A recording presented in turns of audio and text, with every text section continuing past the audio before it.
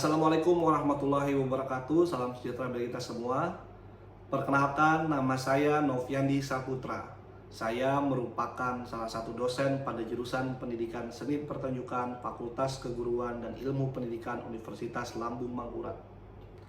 Sebagai dosen di bidang musik, saya mengampu beberapa mata kuliah, di antaranya musik Banjar, ensemble musik, kelas perkusi, penulisan karya ilmiah, kebudayaan masyarakat Banjar, dan pagelaran seni.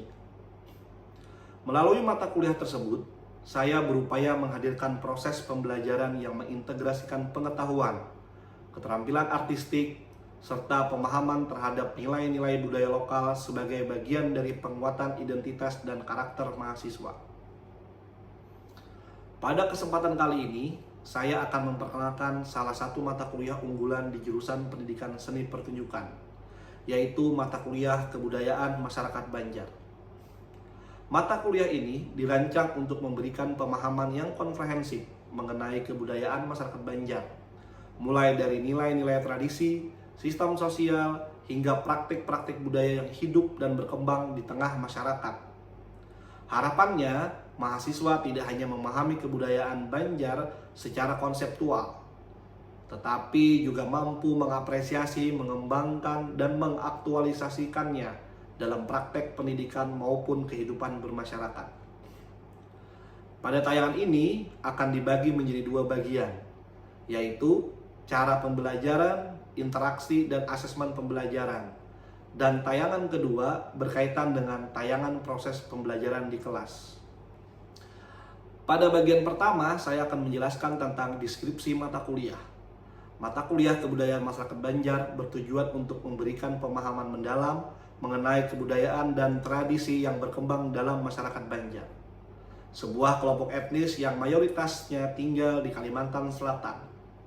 Mata kuliah ini mengkaji berbagai aspek kebudayaan Banjar termasuk bahasa, adat istiadat, seni, sistem kepercayaan, upacara adat, serta nilai-nilai sosial yang dipegang teguh oleh masyarakat Banjar. Capaian pembelajaran: pertama, memiliki pengetahuan dan kemampuan untuk bertindak sebagai warga negara yang agamis, mencintai negara, bangsa, dan budaya Indonesia berdasarkan jiwa Pancasila, dan memiliki kemandirian untuk berkarya secara kreatif, adaptif, dan kritis sesuai dengan dinamika global. Kedua, memiliki pengetahuan dan pemahaman tentang nilai-nilai pendidikan dan pembelajaran secara teoritis dan aplikatif dalam konteks budaya Indonesia, dalam peran sebagai pendidik yang kritis, inovatif, adaptif, dan komunikatif sesuai dengan karakter dan budaya siswa di era global. Memahami prinsip, konsep, dan prosedur seni pertunjukan secara menyeluruh dan mandiri, memiliki kemampuan optimal untuk menginovasi dalam berbagai kancah secara kritis sesuai dengan standar. Pada bagian selanjutnya kita akan membahas soal capaian pembelajaran mata kuliah. Pada bagian ini terdiri dari 3 capaian pembelajaran mata kuliah. Yang pertama, mahasiswa mampu mengidentifikasi dan menganalisis nilai-nilai kebudayaan Banjar serta mengaplikasikannya dalam tindakan sebagai warga negara yang agamis, menyintai negara, bangsa, dan budaya Indonesia berdasarkan jiwa Pancasila. Mahasiswa diharapkan memiliki kemandirian untuk berkarya secara kreatif, adaptif, dan kritis sesuai dengan dinamika global. Kedua, mahasiswa memiliki pengetahuan dan pemahaman mendalam tentang prinsip-prinsip pendidikan dan pembelajaran dalam konteks kebudayaan Banjar. Mahasiswa mampu berperan sebagai pendidik yang kritis, inovatif, adaptif, dan komunikatif sesuai dengan karakter dan budaya siswa di era global, serta mampu menerapkan nilai-nilai tersebut secara teoritis dan aplikatif dalam praktek pembelajaran. Ketiga, mahasiswa mampu memahami dan menerapkan prinsip, konsep, dan prosedur seni pertunjukan Banjar secara menyeluruh dan mandiri. Mahasiswa diharapkan memiliki kemampuan optimal untuk menginovasi seni pertunjukan Banjar dalam berbagai kancah secara kritis dan kreatif, sesuai dengan standar yang berlaku di tingkat lokal dan global. Pokok bahasan pada mata kuliah ini terdiri dari 7 pokok bahasan. Yang pertama, pengantar kebudayaan Banjar. Yang kedua, bahasa dan sastra masyarakat Banjar. Ketiga, adat istiadat dan tradisi masyarakat Banjar. Keempat, seni dan pertunjukan masyarakat Banjar. Kelima, sistem kepercayaan dan religi masyarakat Banjar. Keenam, ekonomi dan mata pencaharian masyarakat Banjar. Ketujuh, perubahan sosial dan dinamika kebudayaan Banjar. Kemudian, model pembelajaran pada mata kuliah ini menggunakan case-based learning atau CBL dengan metode ceramah dan diskusi interaktif. Hal ini dilakukan agar terjadi interaksi yang baik dan bisa saling mengisi antara dosen dan mahasiswa. Selanjutnya, pada bobot penilaian terdiri dari 4 bobot penilaian. Yang pertama, 10% berdasarkan kehadiran, 20% hasil tugas, 30% UTS, ujian tengah semester, dan yang terakhir 40% ujian akhir semester. Baik, demikian deskripsi mata kuliah kebudayaan masyarakat Banjar yang bisa saya sampaikan. Akhir kata saya ucapkan terima kasih dan kita akan masuk pada bagian kedua, bagaimana proses pembelajaran di kelas. Assalamualaikum warahmatullahi wabarakatuh. Waalaikumsalam warahmatullahi wabarakatuh. Selamat siang, salam sejahtera untuk kita semua. Om Swastiastu, Namo Buddhaya, salam kebajikan, rahayu rahayu bagi pengawal kepercayaan. Selamat berjumpa kembali teman-teman semua di perkuliahan kebudayaan masyarakat Banjar. Hari ini topik kita cukup menarik, yaitu tentang analisis orang Banjar berdasarkan perspektif historis, religius, dan ekologis. Tujuan pada pertemuan hari ini adalah kita ingin melihat bagaimana pembentukan identitas orang Banjar, sehingga ke depan kita bisa melihat bagaimana orang Banjar itu dibentuk dan kemudian mendapatkan identitas kebanjaran itu bagi mereka. Nah, tujuan pembelajaran ini teman-teman, yang pertama adalah menjelaskan bahwa identitas Banjar tidak statis. Jadi tidak serta-merta kemudian dia menjadi statis. Hanya orang yang mamanya Banjar, abahnya Banjar, kemudian ingin berhak jadi orang Banjar. Ternyata tidak. Tujuan mata kuliah ini tidak membicarakan Banjar, identitas Banjar secara statis. Yang kedua, kita mencoba menganalisis perubahan identitas Banjar di masa kini. Kayak Algi tadi ceritanya. Dia merasa dia punya darah Bugis, bahkan bapak ibunya Bugis, tapi dia merasa Banjar karena hidup di lingkungan Banjar misalnya. Yang ketiga adalah mengaitkan identitas Banjar dengan kehidupan sehari-hari. Kita tentu pernah melihat ya, teman-teman kita yang membanjar misalnya, itu bukan rasis ya. Misalnya kita melihat bahwa tapi dia mengikuti ritual yang orang Banjar. Ya kan? Itu sering kita lihat. Karena dia percaya bahwa karena berada di tanah ini, maka adat di tanah inilah yang dipakai misalnya. Garing akhirnya pakai apa? Pakai kasai, apa yang tanda tambah itu, ya kan? Misalnya orang Jawa misalnya. Nah, itu bagian dari bagaimana identitas Banjar dengan kehidupan sehari-hari. Yang terakhir, mengidentifikasi faktor pembentukan identitas Banjar. Lalu apa saja kemudian yang bisa membentuk orang itu walaupun bukan secara DNA Banjar, merasa menjadi orang Banjar. Aku punya cerita teman-teman, punya teman orang Jawa. Ada tahu tempat di Gambut, ada paman yang jualan tahu tek. Tahu tek? Mas Pur ya, kalau salah namanya Mas Pur. Itu kalau tuh pandit, kalau ngomong, itu bahasa kandangan sama sekali. Di pertemuan ke-7, aku ingat banget ke-7 setelah bawa temanku yang orang Jawa, baru tahu kalau dia orang Jawa. Jadi 7 kali sebelumnya aku lebih percayanya orang Banjar yang bisa bikin tahu tek. Iya. Tapi menurut temanku, nggak mungkin ini orang Banjar bikin tahu tek. Oh ternyata benar. Ternyata dia pernah hidup di Loksado, di Kandangan itu hampir 15 tahun. Baru pulang ke Gambut, bikin tahu tek, punya istri orang Banjar, dan bahasanya menjadi bahasa Banjar. Bahasa Banjar tutuk, kalau kita menyebut orang Banjar, bahasa tutuk itu artinya bahasa yang sangat lokal, sangat dialek banget. Nah jadi 4 hal inilah yang menjadi topik atau tujuan pembelajaran kita teman-teman. Mohon maaf, aku lagi batuk. Selanjutnya, nah pada pertemuan sebelumnya, kalau teman-teman masih ingat, kita telah membahas bahwa identitas orang Banjar merupakan hasil dari proses historis yang panjang. Artinya sejarahnya panjang benar. Ada yang memadahkan, ada yang bilang bahwa kita dari Manyan lah, ada yang bilang kita dari Majapahit yang dibawa oleh Empu Jatmika dan turunannya lah, ada yang bilang kita dari bangsa Melayu lah. Artinya banyak sekali, bahkan ada yang bilang kita berbangsa Arab. Kenapa demikian? Karena kita berbudaya Islam dan sebagainya. Oh, itu banyak sekali historisnya. Nah, pada bagian hari ini kita ingin membahas secara analitis bagaimana identitas Banjar sebagai konstruksi yang dibentuk melalui interaksi antara sejarah tadi, agama, dan lingkungan. Sehingga pendekatan ini dianggap penting agar teman-teman sekalian tidak hanya memahami apa itu Banjar, tidak malu dengan identitas kebanjarannya, tidak segan kalau lagi nongkrong sama teman-teman yang Banjar gitu. Ini penting, kenapa? Karena identitasnya terbentuk dan pasti berubah. Tahu nggak alasan kenapa identitas itu pasti berubah? Ada yang tahu? Tidak tahu. Karena dia bersifat fluktuatif persis seperti kebudayaan. Kalau manusianya berubah, kebudayaan pasti berubah. Kalau kebudayaannya berubah, manusianya pasti berubah. Misal, dulu orang mengenalnya Banjar cuma dua, Banjar Pahuluan, Banjar Batak Banyu, ya kan? Ya kan, dua itu aja misalnya.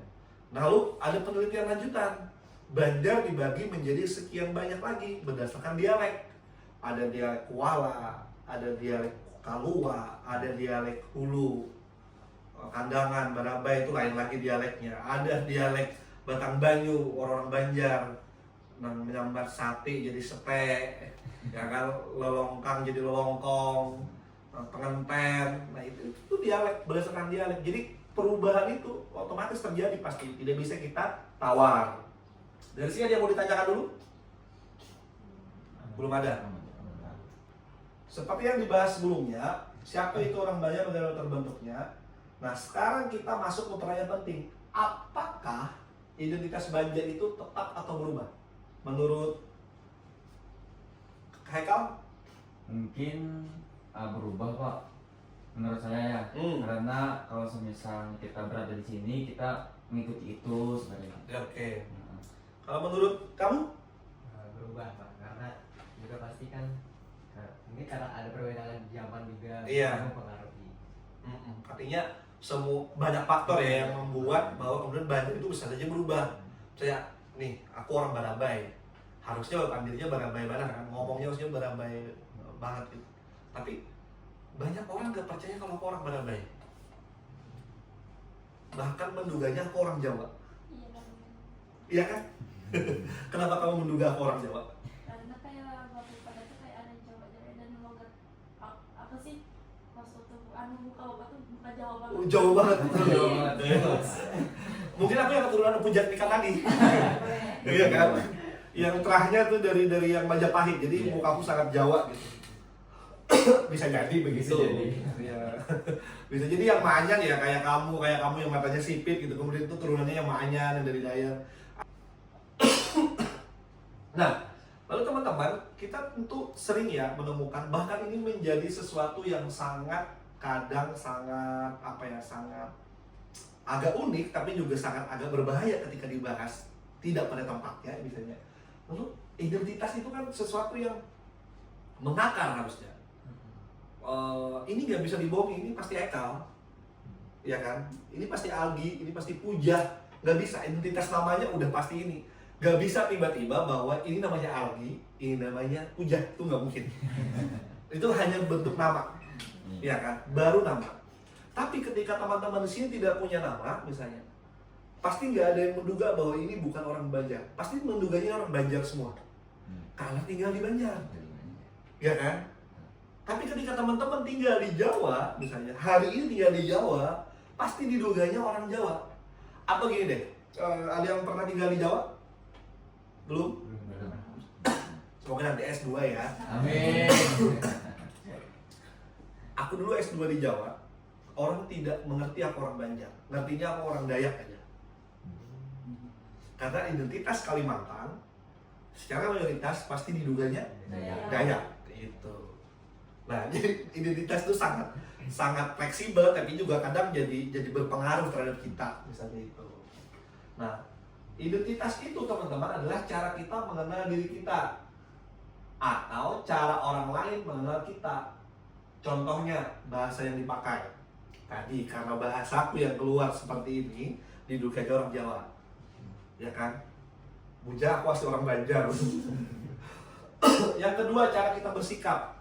Satu kata saja misalnya dari cara kita bersikap, atau satu gerakan saja dari kita bersikap, bisa jadi menduga bahwa kita itu orang suku tertentu. Misalnya permisi G, dalam kata G itu aja menduga kita langsung jadi Jawa. Iya. Padahal orang Badabay misalnya, ya kan? Atau ketika lewat langsung kayak gini misalnya, bisa jadi orang menduga Agi orang Banjar bukan orang Bugis. Karena ada sikap tubuh yang itu menandakan ke identitasnya dia gitu. Yang ketiga, nilai yang dipegang. Misal nilai yang dipegang itu contohnya misal kalau laki harus pakai selor panjang di Banjar Barat sudah tuh, atau Betapi, ya kan? Ada boleh pakai kata aku lawan orang lebih tua, harus berulur, harus berpian. Bahkan Unda Jawa itu dianggap paling kasar, kata-katanya dihindari untuk dipakai untuk orang yang sepantaran atau yang lebih tua daripada kita, misalnya. Nah, hal semacam itu nilai yang dipegang. Diajari, tapi diajari kayak dipaksa lah, enggak. Bahkan kita cenderung melihat orang yang lebih tua kita caranya seperti itu, kita kayak juga. Dan itu nilai yang dipegang. Itu. Nah, lalu jadi orang Banjar bukan hanya soal tempat tinggal. Jadi bukan hanya karena teman-teman tinggal di Banjar lalu bisa menjadi orang Banjar. Ternyata enggak. Itu. Yang paling penting adalah soal cara hidup. Yang kedua, cara berpikir. Yang ketiga, nilai yang diyakini. Cara hidup adalah bagaimana menyikapi orang Banjar hidup. Pernah dengar istilah daur hidup orang Banjar? Belum. Nah, daur hidup tuh misalnya dari dilahirkan harus batasmia, harus maulah keandakan tambuni, ya kan? Baik itu akikah, karena dewasa sedikit bersunat. Habis itu kalau bintang kan waktu kecil kan bersunatnya, habis itu karena sudah agak naik bujang bertamat Quran. Karena pernikahannya harus ada basusuluh, habis itu berdatang, habis itu hanya bantar jujuran, bantar mahar, habis itu acara perkawinannya, berusung, berarak, dan itu daur hidupnya sampai meninggal. Nah, itu cara hidupnya. Kemudian kalau cara berpikirnya orang Banjar adalah orang Banjar ini teman-teman, tanpa disadari cara berpikir itu kadang egaliter dan yang penting jangan menggangguinya. Adakah orang dari suku lain manapun yang tinggal di Banjar itu merasa terganggu? Paling damai kan sih. Damai. Bahkan kita dapat tetangga baru, kita antari makan kadang-kadang. Iya. Ya kan? Tapi kita kenal aja enggak. Dan ciri paling paling oke orang Banjar itu apa? Ketemu orang senyum. Kenal nggak kenal. Iya kan? Betul. Itu bentuk nilai cara berpikirnya bahwa dia menerima semua orang yang datang. Oke. Sampai di sini ada yang mau ditanyakan, silakan. Boleh Pak. Boleh. Kan kita kan di zaman sekarang ini kan mayoritas menggunakan bahasa Indonesia loh Pak. Iya. Nah jadinya untuk kayak mengira-ngira dia orang Banjar atau enggak itu gimana Pak? Oke. Ya ini juga menarik lah. Aku punya 3 anak. Tiga-tiganya berbahasa bahasa Indonesia. Dan memang sulit sekali menebak dia orang Banjar atau enggak misalnya. Kita aja misalnya sekarang hari ini tadi katamu di era media sosial, di era komunikasi, bahkan kita nggak pernah ngerti bahwa dia tuh orang Banjar atau enggak. Nah, kukira sekarang bukan lagi juga sebenarnya. Ini kan kalau konteks pembelajaran di luar secara umum, kita juga tidak perlu menduga-duga dia orang Banjar atau tidak, karena tadi berbicara identitas itu berbicara sesuatu yang fluktuatif. Yang ini kadang bisa baik kalau kita tanyakan, kadang juga bisa jadi jahat ketika kita selalu mempertanyakan identitas orang. Nah, kalau menurutku Agi, mencari tahu identitas itu bisa dengan beberapa cara. Pertama, gampang, lihat dia cara memilih makannya. Yang kedua, orang Banjar itu kalau dia ngomong, dia pasti nunggu orang dulu. Atau kalau mau ngomong, pasti nanya, boleh ngomong lah. Itu. Walaupun berbahasa Indonesia. Banyak gak enakannya orang Banjar itu. Dan dua itu aja kamu pasti bisa melihat itu orang Banjar apa enggak misalnya. Nah dari dua itu seharusnya bisa mencerminkan, kan yang ini bahasanya mungkin berubah, tapi nilai hidupnya tuh susah berubah. Oke, lanjut ya. Ada lagi nggak mau ditanyakan?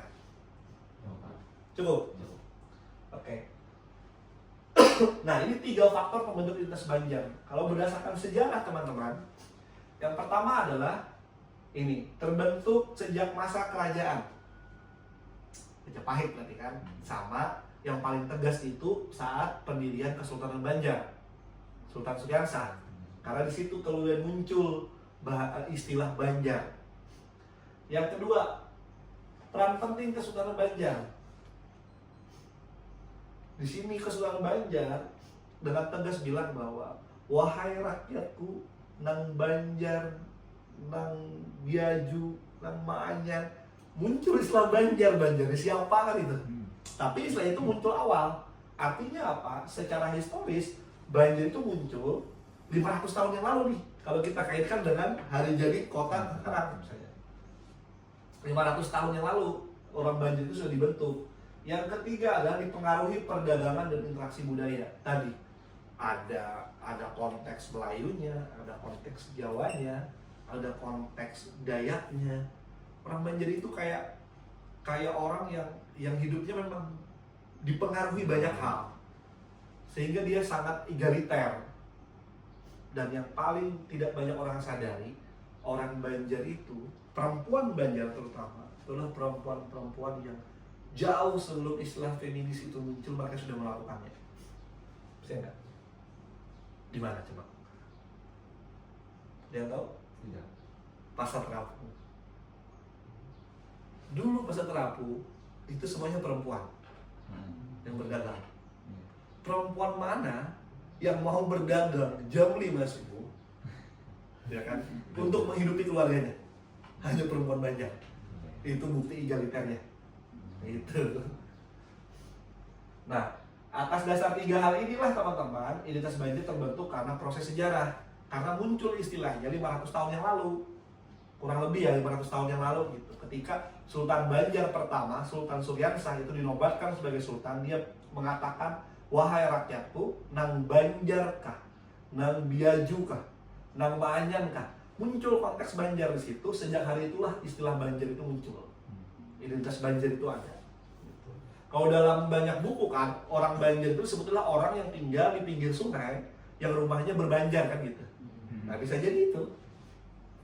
Kalau itu berarti maka orang hulu sungai itu bukan orang Banjar. Ya kan? Lalu orang hulu sungai itu orang apa?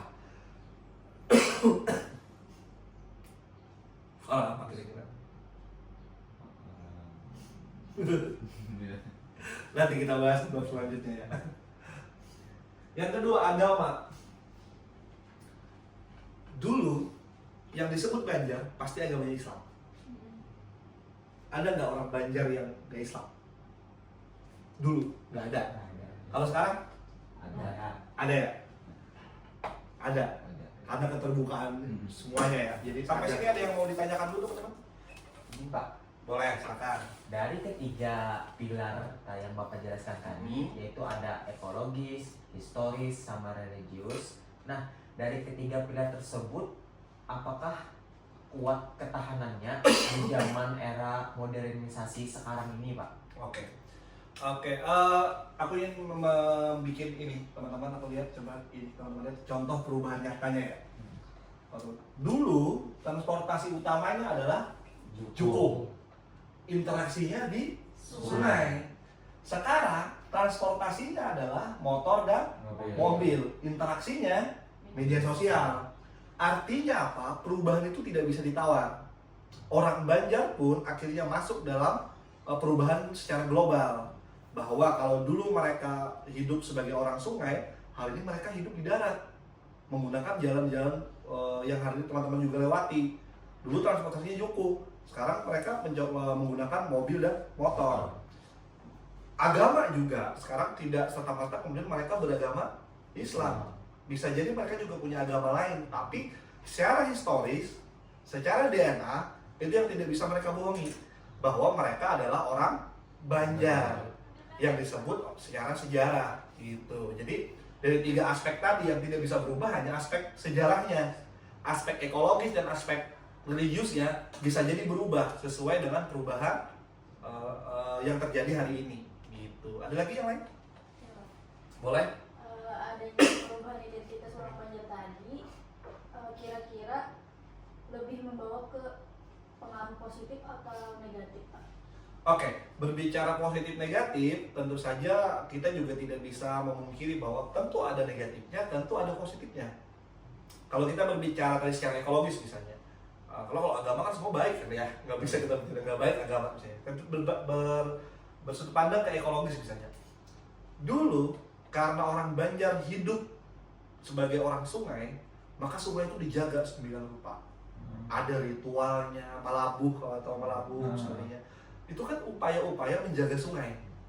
Sungainya jernih, ya kan, ilungnya nggak ada, gitu. Ya kan, dibersihkan sedemikian rupa.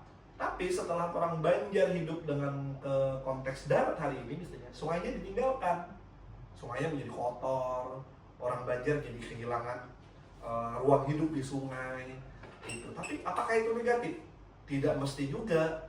Ada juga pasti positifnya. Hanya saja secara kebudayaan tentu saja kita tidak bisa melihat dari satu sisi bahwa karena kebudayaan itu dinamis, maka perubahan itu pasti menimbulkan aspek negatif dan positif begitu. Nah, dalam konteks ini maka perlu kita lihat adalah bagaimana nilai-nilai kebajikan itu tetap ada. Itu yang bisa menjaga kita dari pengaruh negatif atau pengaruh yang tidak baik begitu. Ada lagi sampai di situ kan? Nggak ada? Cukup? Oke, teman-teman, ada diskusi kritis yang ini berbentuk soal tugas. Apakah saya masih orang Banjar? Itu menjadi pertanyaan tugas bagi teman-teman di rumah. Ada yang masih merasa bukan orang Banjar? Pertanyaan tugasnya adalah apakah saya masih orang Banjar? Yang isinya teman-teman silakan nanti ceritakan pengalaman pribadi teman-teman. Jelaskan identitas Banjar dalam diri teman-teman. Yang ketiga, kaitkan dengan kehidupan sekarang. Kira-kira apa yang berubah? Apa yang masih ada Banjarnya dalam diri teman-teman? Silakan buat dalam 400 sampai 600 kata. Dikirim melalui email saya berbentuk docs. Jadi tidak perlu cetak kertas, hemat dan tentu saja mengurangi beban teman-teman sekalian. Itu. Jadi tugas ini silahkan dikumpul paling lambat nanti sehari sebelum pertemuan minggu depan. Oke. Begitu saja. Ada yang mau ditanyakan lagi teman-teman sebelum mata kuliah saya tutup? Aman? Oke. Terima kasih teman-teman atas pertemuan hari ini. Semoga apa yang kita pelajari bersama, kita diskusikan dan kita bicarakan punya nilai manfaat, punya nilai kebaikan. Dan tentu saja ini bisa menjadi bahan evaluasi dan pembelajaran kita bersama tentang kebudayaan Banjar, dan mudah-mudahan ini tentu saja menjadi pengetahuan yang nanti bisa teman-teman bawa dalam kehidupan teman-teman sehari-hari maupun ketika teman-teman mengajar nanti. Itu saja mungkin dari saya akhiri dengan ucapan wabillahi taufiq wal hidayah. Wassalamualaikum warahmatullahi wabarakatuh. Waalaikumsalam warahmatullahi wabarakatuh. Sampai jumpa minggu depan.